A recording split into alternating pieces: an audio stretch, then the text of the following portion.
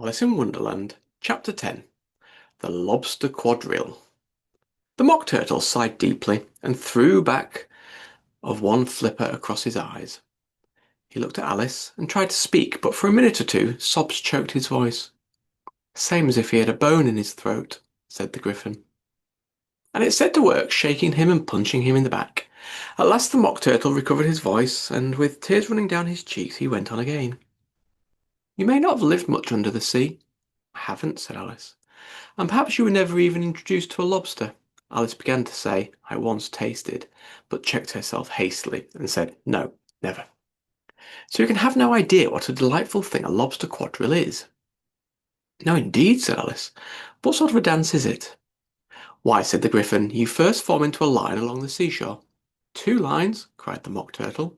Seals, turtles, salmon, and so on. Then, when you've cleared all the jellyfish out of the way. That generally takes some time, interrupted the Gryphon. You advance twice, each with a lobster as a partner, cried the Gryphon. Of course, the Mock Turtle said. Advance twice, set to partners. Change lobsters and retire in the same order, continued the Gryphon. Then, you know, the Mock Turtle went on, you throw the lobsters, shouted the Gryphon with a boom bound into the air, as far out to the sea as you can. Swim after them, screamed the Gryphon. Turn a somersault in the sea, cried the Mock Turtle, capering wildly about. Change lobsters again, yelled the Gryphon at the top of his voice. Back to land again, and that's all the first figure, said the Mock Turtle, suddenly dropping his voice, and the 2 creatures who had been jumping about like mad things all this time sat down again very sadly and quietly and looked at Alice. It must be a very pretty dance, said Alice timidly. Would you like to see a little of it? Said the Mock Turtle. Very much indeed, said Alice. Come, let's try the first figure, said the Mock Turtle to the Gryphon. We can do without lobsters, you know. Which shall sing? Oh, you sing, said the Gryphon. I've forgotten the words. So they began solemnly dancing round and round Alice, every now and then treading on her toes when they passed too close, and waving their forepaws to mark the time, while the Mock Turtle sang this very slowly and sadly. Will you walk a little faster? Said a whiting to a snail.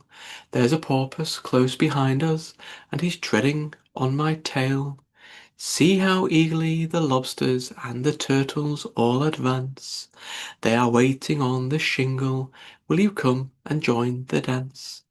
Will you, won't you, will you, won't you, will you join the dance? Will you, won't you, will you, won't you, will you join the dance?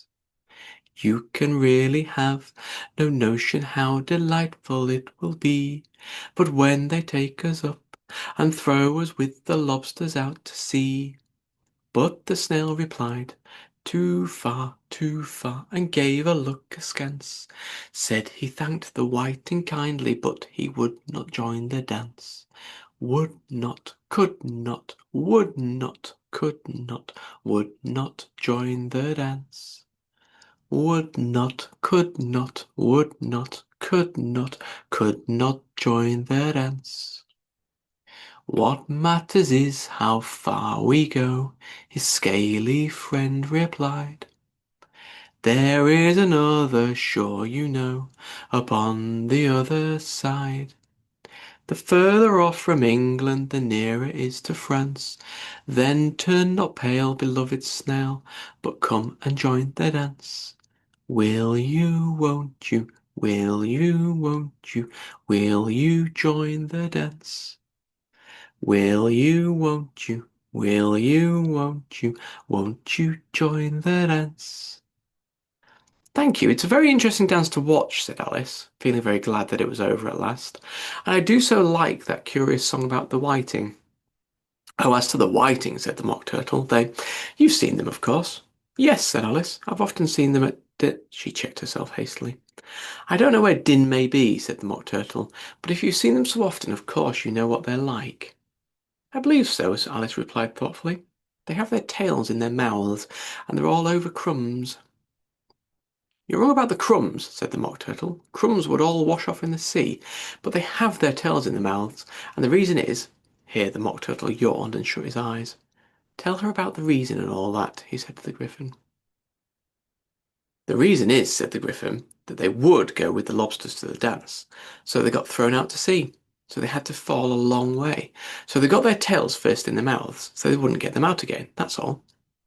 Thank you, said Alice. It's very interesting. I never knew so much about a whiting before. I can tell you more than that if you like, said the Gryphon. Do you know why it's called a whiting? I've never thought about it, said Alice. Why? It does the boats and the shoes, said the Gryphon, replied very solemnly. Alice was thoroughly puzzled. Does the boots and shoes, she repeated in a wondering tone.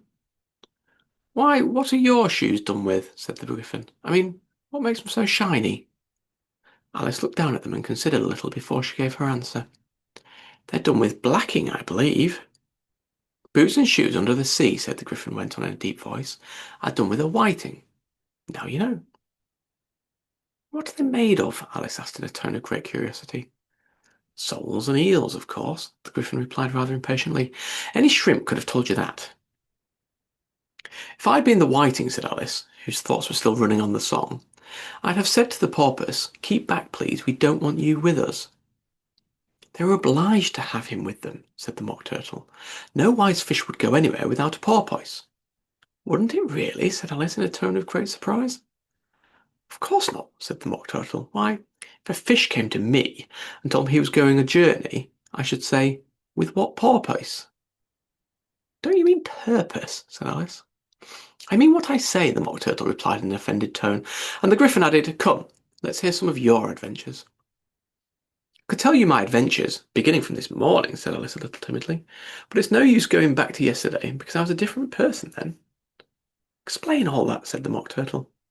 No, no, the adventures first, said the Gryphon in an impatient tone.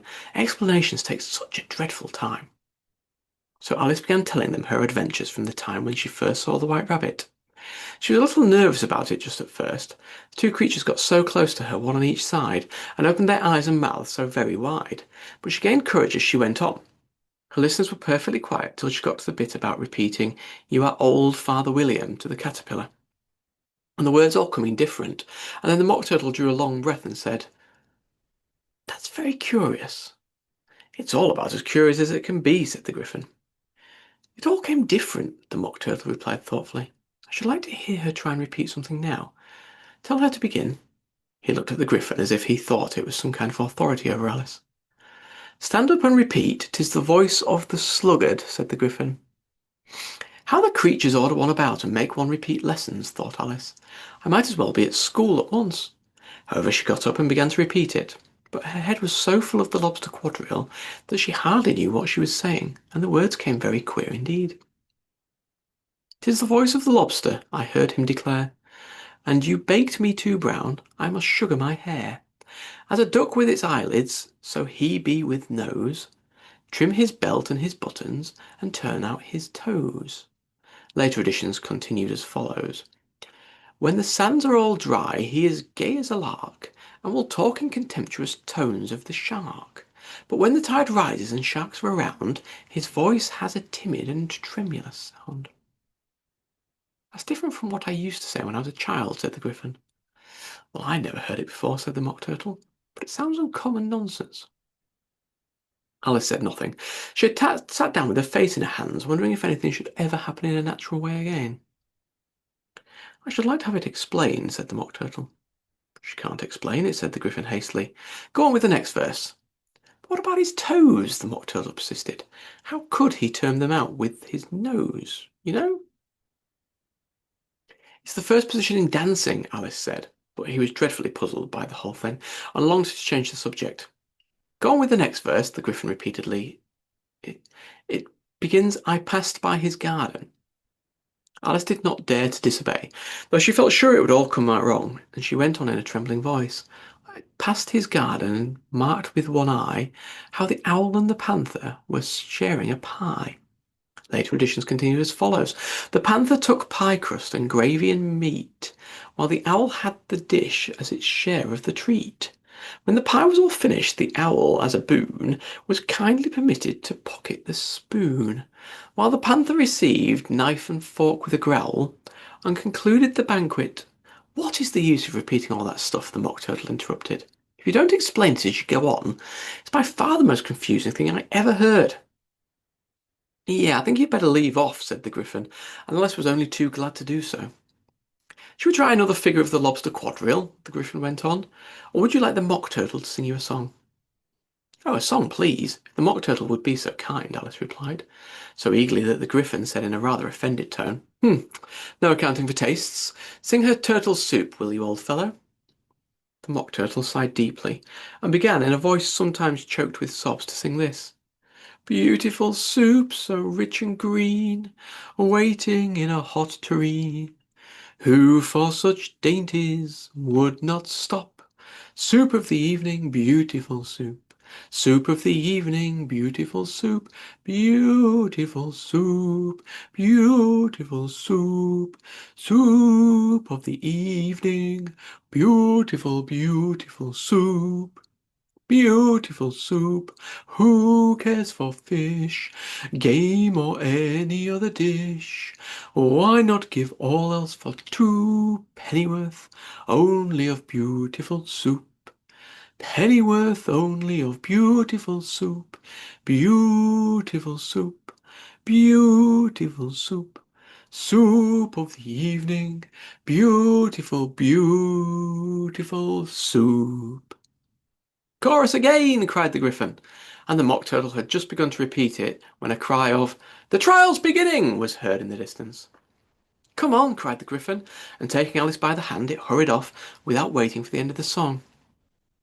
What trial is it? Alice panted as she ran, but the Gryphon only answered, Come on! And ran faster, while more and more faintly came, carried on the breeze that followed them, the melancholy words.